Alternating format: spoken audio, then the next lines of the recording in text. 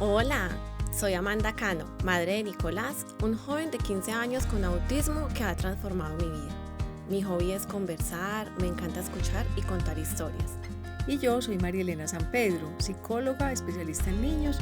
Trabajo hace 40 años con personas del espectro del autismo y sus familias. El objetivo de este podcast es mitigar el sentimiento de soledad y confusión que atravesamos tantas familias con un hijo con TEA, compartiendo nuestras experiencias y reflexiones. No pretendemos ofrecer apoyos profesionales o terapéuticos, pero esperamos que nuestras tertulias sirvan como motivación o soporte para muchos padres. Nos encanta que puedan escucharnos. Bienvenidos.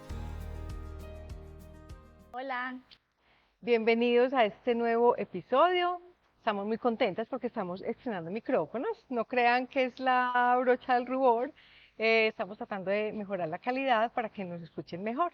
Bueno, en este episodio vamos a hablar sobre las reacciones de los padres luego ya de recibir el diagnóstico y el impacto en sus emociones y en su vida diaria. O sea, esta realidad es un tema muy profundo, o sea, todo ese impacto que tienen los sentimientos, el hecho de vivir esa realidad de tener un hijo con autismo.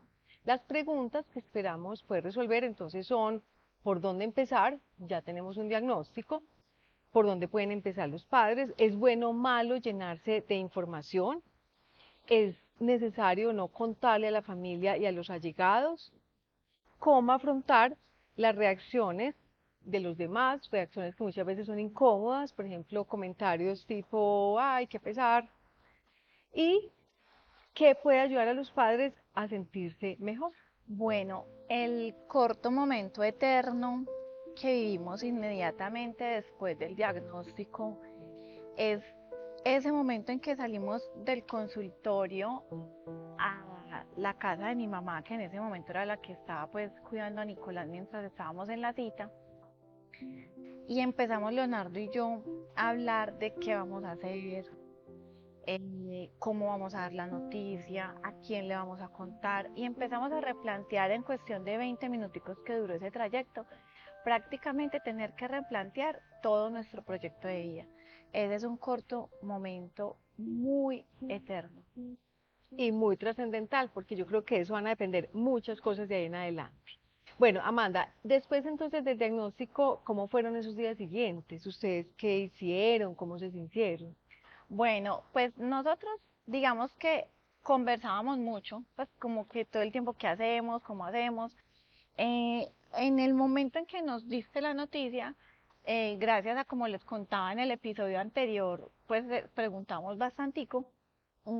Nos recomendaste pues unas lecturas, entonces leímos la lectura pues que nos recomendaste, y lo que decidimos como pareja fue dejarnos asesorar. O sea, recuerdo que cuando nos entregaste el diagnóstico, ahí fue que nos enteramos que tu experiencia con el autismo, la experiencia de la institución como tal. Entonces, en tanto que conversábamos, como será que buscamos otra opinión, será que esto, será que aquello, decidimos no perdamos tiempo, ya hay unas personas expertas en el tema, son muchos años de experiencia, dejémonos asesorar por las personas que saben. Y como que lo afrontamos como, bueno, como cuando uno entra a la universidad, que uno dice, voy a estudiar tal cosa, y me asignan unas materias y no sé qué, entonces dijimos, dejémonos guiar por los que ya estudiaron y saben de eso. Decidimos contar rápido, o sea, de hecho, dijimos en ese trayecto que les contaba ahorita, de camino donde mi mamá, dijimos, contemos de una vez al llegar, eh, y de una vez contémoslo con tranquilidad, o sea, decidimos y lo conversamos, contémoslo con tranquilidad, porque necesitamos es que la gente nos apoye, necesitamos es que la gente no se asuste. Esto va a ser algo que nos va a acompañar toda la vida. Entonces, de cómo lo afrontemos nosotros, va a depender cómo lo afronten los demás. Entonces, de una vez cuando llegamos, contamos. Incluso cuando hablamos de hacer este episodio y de qué pasó, habían cosas que se me habían como olvidado y le pregunté a mi mamá, yo, ay, mamá, ¿vos te acordás cómo fue? Y me dice, ustedes contaron y nos dijeron, ya nos vamos a dejar asesorar, hay una institución expertos en eso y nos toca trabajar mucho y tenemos que aprender mucho. Y como ustedes nos lo dijeron así, estuvimos ahí como expectantes a lo que ustedes nos guiaran. Entonces eso fue pues como la forma en que sucedió. Bueno, estaba justamente pensando en eso. Bueno, ¿cómo reaccionó tu familia y las personas pues, más cercanas a ustedes? Precisamente como que nosotros marcamos esa pauta de tranquilidad, pero como te digo, fue conversado y decidido, ¿cierto? O sea, como que también sentíamos como, bueno, no es, o sea, en ese momento sentíamos algo de impotencia por lo desconocido, Claro. pero era muy confiable para nosotros estar como con esa institución de tanta experiencia en el tema específico. Entonces, eh, la reacción era también, o sea, siempre en los demás sentíamos como esa expectativa, como entonces nosotros, aunque ahí digamos que estaba como esa incertidumbre, esa impotencia de lo desconocido, no nos sentíamos pues ni deprimidos, ni acongojados, sino más bien como que desafiados. O sea, era como que, Ujú. ¿qué hacemos? ¿Qué hacemos? Entonces ya, como que en la medida que tranquilamente le íbamos contando a la gente y la gente cómo reaccionaba, o sea, era como muy expectante, o sea, la gente nos miraba como, ¿qué hago? Hay que correr a abrazarla y a llorar, o hay que, y nosotros de una explicábamos, no, imagínense que hay, por ejemplo, una estrategia que es la anticipación y ya la estamos haciendo así, entonces funciona muy bien, entonces ya también la gente como que iba entendiendo, ah, bueno, hay maneras, entonces es eso, como que nosotros marcábamos la pauta y nuestros familiares y nuestros amigos alrededor se iban dejando guiar. Es más, hoy en día, 13 años después, todavía hay muchas cosas que suceden que quien esté con nosotros nos mira como, ¿qué hacemos? Y uno más o menos da la guía y ya, o sea, como que nos ha funcionado esa manera de comunicar la situación. Qué bueno. O sea, 13 años más tarde, ¿piensas que decidirse a dejarse orientar sí fue lo mejor? Ve, yo definitivamente estoy convencida que sí, porque, ¿qué pasa? Como nuestra actitud, digamos, fue positiva, a pesar de que sí he tenido momentos de llanto, sí han habido momentos angustiantes, sí, o sea, eso es así, eso es como una montaña rusa.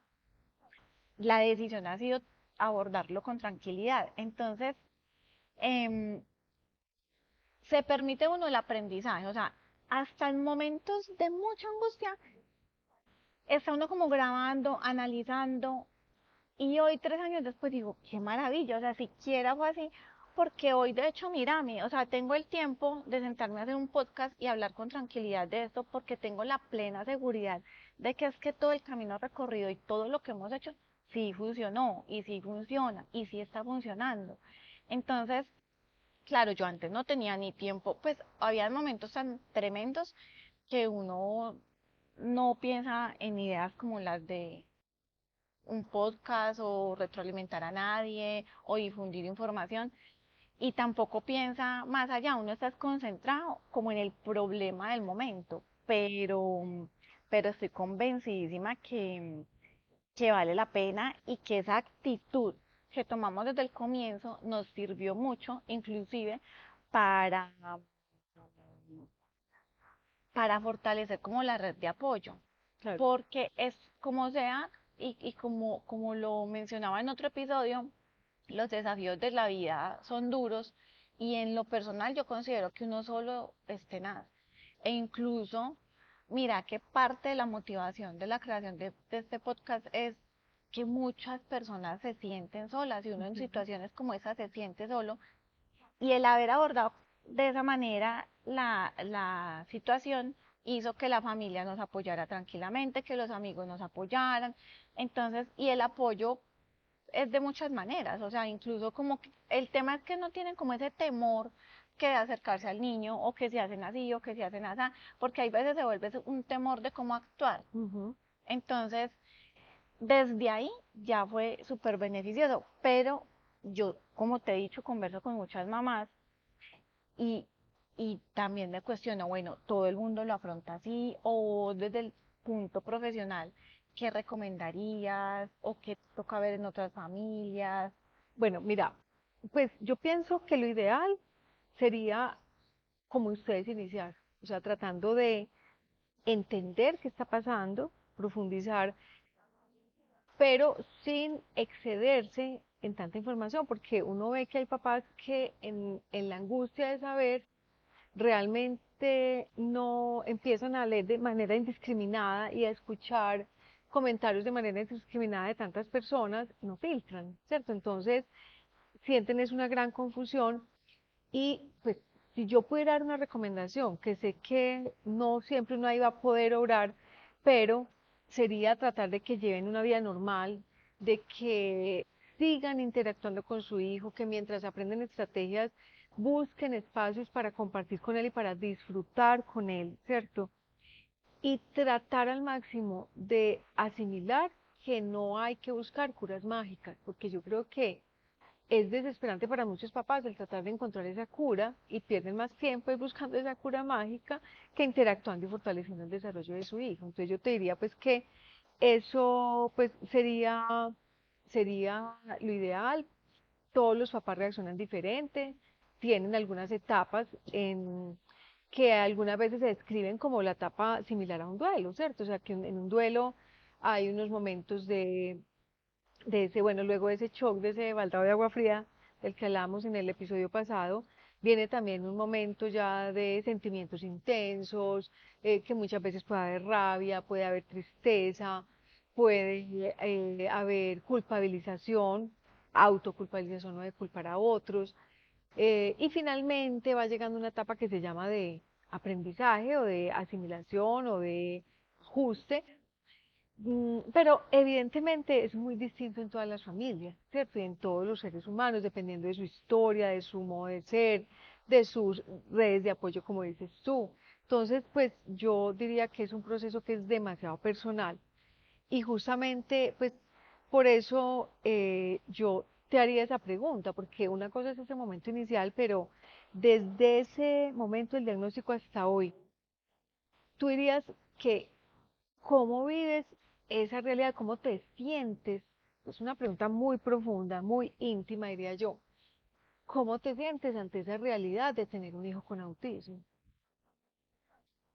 Mm, Pues a ver, hay momentos, o sea, como pequeños momentos de la vida donde hay sensación como de, no sé, de vergüenza, ¿cierto? Porque, no sé, si estamos en un restaurante y el niño está haciendo tremendo escándalo, pues no es lo mismo un escándalo de un niñito de 2 años, que de pronto la gente va a decir que es un malcriado, a un escándalo de un niño de 15. Entonces ahí uno siente vergüenza, por ejemplo. Ujú. Pero cuando, por ejemplo, le has estado enseñando cierta habilidad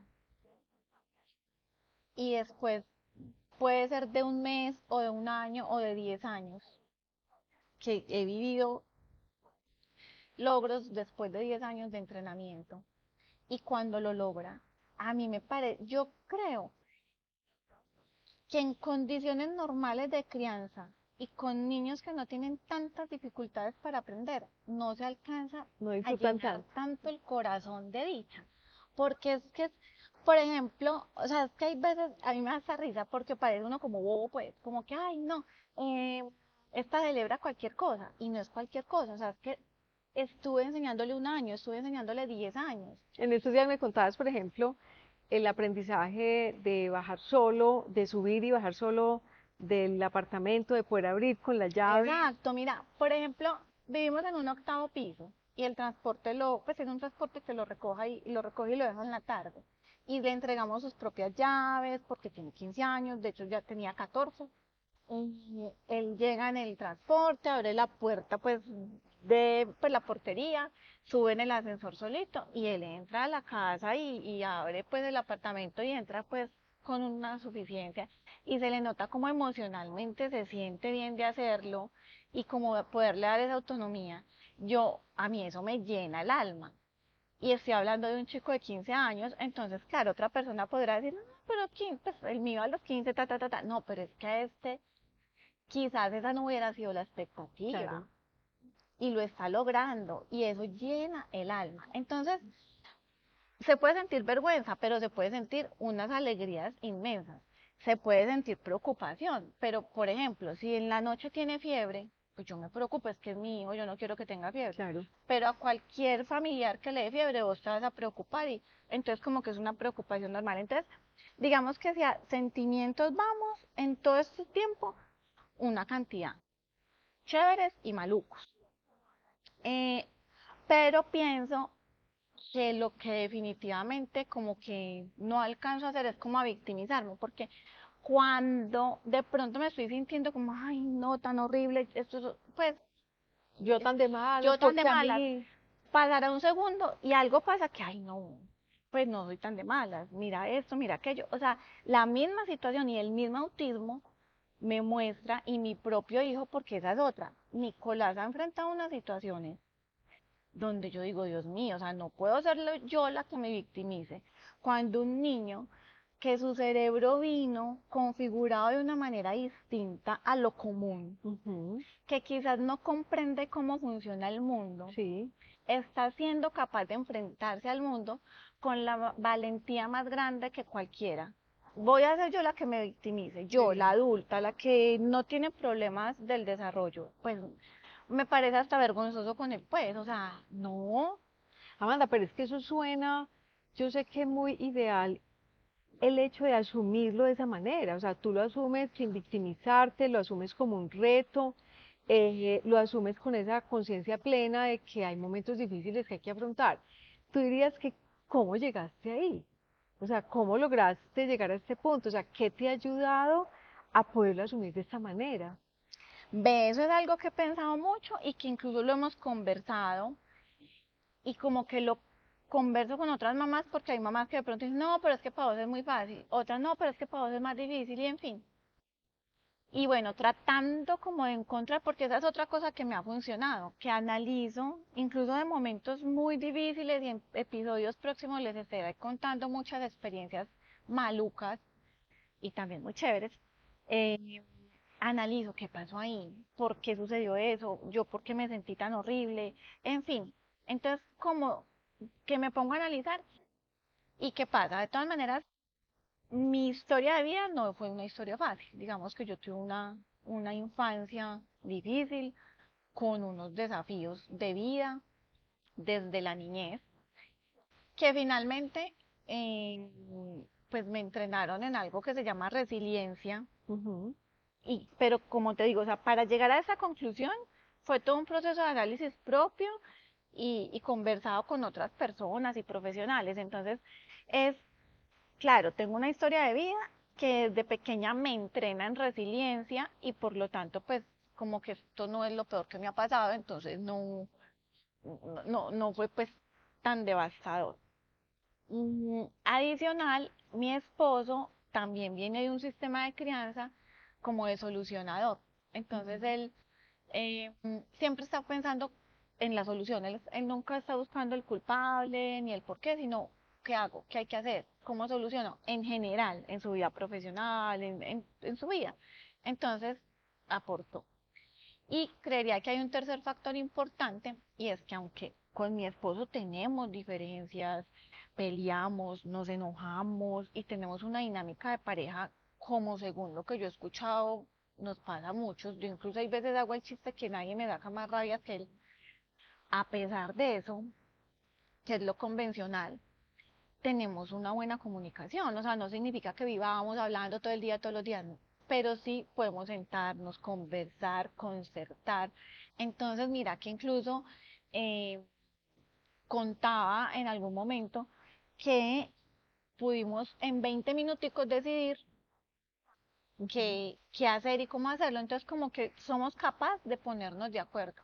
Y tenemos muchas diferencias en pensamientos, pero somos capaces de ponernos de acuerdo. Entonces, creería que esa combinación de esas tres cosas quizás sea la base, pues, como del Qué éxito de bien, este proceso. qué bien. Amanda, yo insisto porque sé que para muchas familias no es fácil y pueden pasar mucho tiempo con esos sentimientos intensos de dolor, de tristeza, sensación de pérdida, sensación, claro, de tener que cambiar completamente las expectativas que tenían sobre su hijo. de pesar y a veces de lástima hacia sí mismos. Eh, ¿Tú piensas que, o cómo has pensado, o sea, qué tipo de pensamientos cuando has tenido momentos difíciles, cómo has procesado eso para no quedarte en la angustia del momento difícil? Ve, es que han habido momentos muy difíciles y de verdad de mucha angustia, o sea, de esas angustias que uno siente desaliento, que uno siente que no es capaz, que no va a poder, que se siente solo. Y puede estar, mejor dicho, yo no sé, mi esposo, mi mamá y todo el mundo acá abrazándome, pero igual me siento sola porque siento que nadie lo vive como yo, nadie lo siente como yo, Ujú, porque es que no es el hijo, o sea, es el hijo mío, claro. el de nadie más, ¿cierto? Bueno, el de mi esposo, pero yo lo parí, pues, o sea, como que, ¿cierto? O sea, de todas maneras está como ese tema. Y he tenido, por ejemplo, recuerdo acá dos momentos de llanto excesivo. O sea, yo me acuerdo que leyendo alguna vez un test muy recién diagnosticado, eh, leyendo el diagnóstico, pues un testimonio de una mamá, la forma en que yo interpreté ese diagnóstico, esa lectura, pues, ese testimonio, me empiezo a llorar y a llorar y a llorar, que incluso mi esposo era como asustado, o sea, yo creo que él nunca en la vida me había visto llorando tanto, o sea, lloré por ahí 2 horas seguidas, Mm. y en ese momento yo solo lloraba y lloraba, y sentía como todo horrible, todo oscuro, pero después, como que también, o sea, es como, bueno, miro al niño, veo las necesidades que está teniendo ese niño, siento ese amor tan inmenso que siento por él y como que, bueno, yo no puedo perder tiempo llorando, yo tengo es que estar Qué bien. actuando, ¿cierto? Pero es un pensamiento consciente, o sea, yo misma me digo, no, uy, o sea, qué rico la lloradita porque me parece súper rico, o sea, me parece que la llorada limpia el alma, en mi caso me pone los ojos lindos, hay gente que dice, ay, no, se me hincha, no, a mí me encanta llorar, ¿no? Pero ya, o sea, la lloradita y sigamos, porque es que el tiempo avanza y el niño va a crecer. Y hubo un momento, me acuerdo que en el jardín, muy recién también del diagnóstico, nos entregaron un informe y todo el tiempo era la profe pues como con mucha condescendencia, pues como que, ay, mira, el niño no coge la crayola, pero entonces mm, Ay, pero él tan lindo. pero tan lindo, sí, ay, pero tan lindo, entonces que no la cojan, pues tranquila, no lo vamos a obligar a cogerla. Y así, o sea, todo el informe me lo fue dando y yo solo miraba y me cuestionaba también en cuestión de instantes una cantidad de cosas y yo decía, ¿cómo así? Entonces van a tenerlo acá, no para que aprenda, sino por pesar. Ujú. Y así, y yo era callada como recogiendo toda esa información y cuando salgo de ahí, me estaba esperando mi hermano que me iba a llevar y me dice, me subo al carro y me dice, ¿qué hubo? ¿Cómo te fue? Y yo lo que hago es empezar a llorar y a llorar y a llorar. Y estaba también mi cuñada, entonces ella dice, ¿pero qué te pasa? Y él le dice, no, es que eso es muy duro, es que eso es muy duro. Y yo solo lloraba y lloraba y ellos entre ellos hablaban, no, es que es muy duro para ella, es que quién sabe qué le dijeron, es que quién sabe es que es muy duro, es muy duro, es muy duro. Y yo solo lloraba y lloraba, pero pensando ¿cómo así? ¿Será que es bueno que siga estudiando? ¿Será que no? Sí tengo que, o sea, me dijeron 10 cosas, entonces ¿será que sí que coja la crayola o mejor que no? O sea, ¿qué tengo que hacer? ¿Qué es lo adecuado? Entonces es uno como organizando las ideas y claro que hay impotencia, claro que hay, o sea, es como tantos sentimientos juntos y todos tan malucos, pero pasa lo mismo, listo, pum, ya la lloradita, ya me cuadré, listo. Entonces ahora sí tengo que decidir sí, qué decisiones hay que tomar, qué cosas hay que hacer. Y cuando empieza uno a enfocarse, es en el niño Mm, y en el bienestar del niño, se le olvida a uno todo el claro. otro. O sea, a mí, yo hoy me acuerdo porque necesito ir allá y acordarme para poder ver que el proceso ha sido bonito y que si hay ganancias. Porque si yo no me acuerdo de esas cosas, todavía habría momentos que me agobiarían mucho.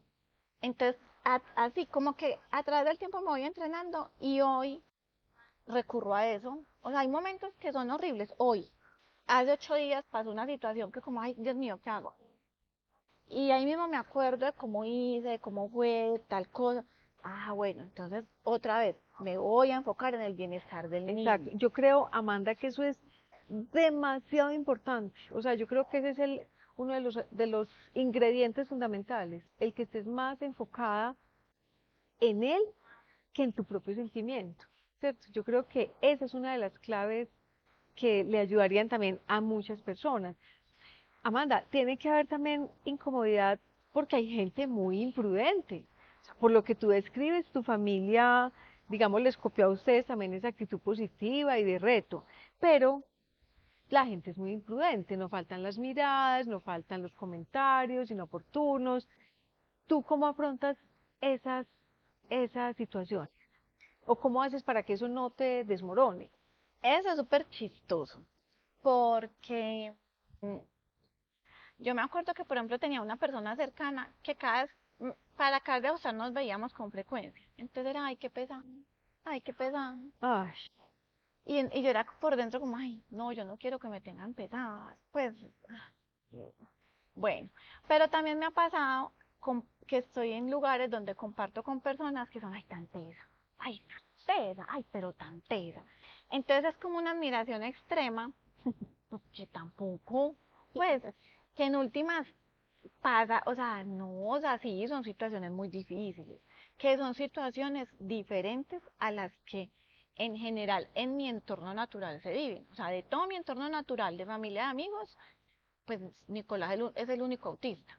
Entonces, claro, tengo que vivir cosas diferentes a ellos, pero ellos también tienen que vivir cosas diferentes a mí. ujú, Y en últimas, uno, eh, pues yo no sé, yo en lo personal no es eso lo que quisiera recibir. O sea, ¿qué quisiera yo recibir y qué intento dar? Interés por el tema, ¿cierto? Como que, porque por ejemplo, ay, son unos genios, ah, claro, lo es sé. una bendición. Ujú, Y uno es, no, él no es genio, no, no es una bendición, es diferente, pero yo no sé catalogarlo. Entonces como que no hay que acomodarlo en lo bueno o en lo malo. En cambio, ha ocurrido que hay personas que me dicen, ve, me le puedo acercar a Nico y no va a haber problema. O sea, me preguntan claro. cómo, será, ve, los quiero invitar a mi casa, habrá que preparar algo especial para él. Ujú. Eh, o sea, quieren saber del tema. Ahorita, la semana pasada, me pasó que lo llevé a cita médica y me dice la profesional que nos atendió, ay, pero tan juicioso. Yo tengo un primo que es súper agresivo y pues tan de buenas voz. Y yo le dije, no, no fue suerte. Imagínense que fue un trabajo de Ujú, muchos años, aprendiendo mucha claro, información, aplicando muchas estrategias, y ellos no son agresivos porque sí. Ellos tienen un problema en su cerebro que parte de la comunicación y generalmente hay algo que quieren comunicar y no saben cómo, pero si uno les enseña, aprenden y no tienen que recurrir a la agresividad. Lo que pasa es que a veces lo que uno les enseña se puede demorar un día, un año o claro. 10 años. Y ella se quedó, era pues el médico general, y se quedó como impactada y me dice, ay, no, me dejas pensando tanto entonces yo trato de hacer eso, de generar ese interés porque me gusta que así sea visto, o Claro. sea, y de verdad me siento súper acompañada cuando el otro me pregunta cómo hacer, Sí, no cuando me tiene pesar ni admiración. y yo pienso que también ahí nos estás dando unos mensajes que para todo el público que nos esté escuchando, que no sean exactamente los papás, sino que sean personas allegadas o que se interesan en el autismo, incluso porque son profesionales o porque tienen a alguien conocido. Yo creo que es muy importante lo que dices, porque mucha gente de pronto cuando expresa ese que pensar, ay, te admiro, pues lo hacen como una intención, pero eso no ayuda, eso no es una manera de ayudar. Realmente yo creo que es eso, es como más bien interesarse en qué puedo hacer, ¿cierto? Bueno, yo creo que podemos también hablar de otras familias porque tú definitivamente, como digo, lo han asumido con muy buena, de muy buena manera, o sea, como quisiéramos que todos lo asumieran, Pero yo también quisiera aclarar que no es lo mismo que estar resignado, ¿cierto? Es afrontarlo y es tener el valor de generar situaciones que son buenas para el niño y para ustedes, pero no es lo mismo que estar resignado, ¿cierto? Yo creo que hay que diferenciar eso y pienso que es importante también pues entender que hay muchas formas de trabajar sobre esos sentimientos para que no sean abrumadores. Yo creo, Amanda, que este es un tema tan importante que deberíamos invitar a otros papás un día de estos a que hablemos de este tema. Sí, ¿Te total, parece? total. Eso tenemos que hablarlo con otras familias y poder tener otras vistas, otras miradas. Bueno, entonces pasemos a tu pequeño logro gigante a partir de este tema. Pues el pequeño logro gigante es que le contamos a la familia de una, lo vimos de inmediato como una realidad, nos dispusimos a recibir el apoyo adecuado, no nos pusimos a hacer búsquedas desorganizadas ni a picar aquí y allá, nos concentramos en recibir la formación de los expertos y en aplicar el conocimiento directamente con nuestro hijo en casa. Gigante logro. Bueno, y ya entonces a manera pues de conclusión de las preguntas iniciales, entonces, ¿qué diríamos a los papás de por dónde empezar? Diríamos que por contarle a la familia y a los allegados, reconocer que el autismo es una realidad de la cual no hay que avergonzarse. Frente a la pregunta si es bueno o malo llenarse de información, yo diría que sí hay que informarse, pero de fuentes confiables y no hasta el punto pues como de que nos agobie y que no sea pues la información de boca en boca que no tiene digamos una base sólida. Si es bueno no contarle a los allegados, definitivamente sí, hay que contar, hay que ampliar esas redes de apoyo. Cómo afrontar reacciones incómodas de otras personas. Amanda pues nos da la clave y es centrémonos en las necesidades del niño en ese momento, no en las de las otras personas. ¿Qué puede ayudar a los papás a sentirse mejor? Es un proceso de aprendizaje y ese mismo aprender es lo que les va a ir ayudando a tener cada vez más elementos y cada vez ir como generando esos círculos virtuosos de aprendo, lo aplico con mi hijo, veo resultados y disfrutar y hacer como tener como una lupa gigante para cada uno de esos logros del niño y los propios al afrontar situaciones. Yo diría que hay que de todas maneras tener esa capacidad de registrar, si no tienen buena memoria, anotarlo, escribirlo y cada nuevo aprendizaje yo creo que va a ser una nueva semilla y una nueva oportunidad para sentirse mejor. Yo creo entonces que lo podemos dejar ahí por hoy y seguiremos conversando sobre el tema. Y bueno, rico tenerlos por acá. Recuerden, si pueden contarle a otras familias sobre este podcast, esperamos pues que les llegue a muchas personas. Que estén muy bien. Chao. Chao.